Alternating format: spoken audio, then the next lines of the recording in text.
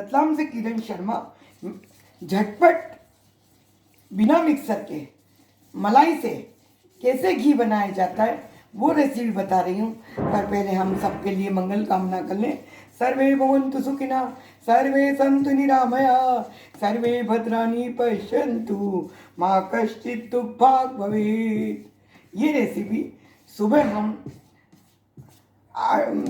सुबह उठते ही हम लोग एक भगोनी में रात की मलाई सारी निकाल दें। मलाई निकाल कर हम उसमें 1 लोटा पानी, नॉर्मल पानी डाल दें और नॉर्मल पानी डालकर बिना हिलाए उसे रख दें।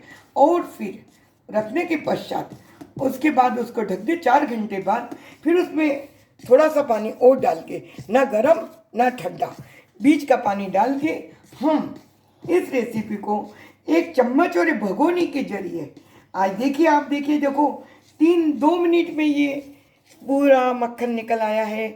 और देखिए आप कितनी जल्दी, मैंने देखा है इसमें पानी डाल के रखा था, थोड़ा सा चलाया और कुछ भी नहीं किया, पर बिना मिक्सर के जब हमारे घर में लाइट भी चली जाए तब भी हम इसे बना सकते हैं। 1 कलछी और 1 भगोने की और थोड़े से पानी की, उससे हम लोग ने, देखिए मक्खन ऊपर आ गया है।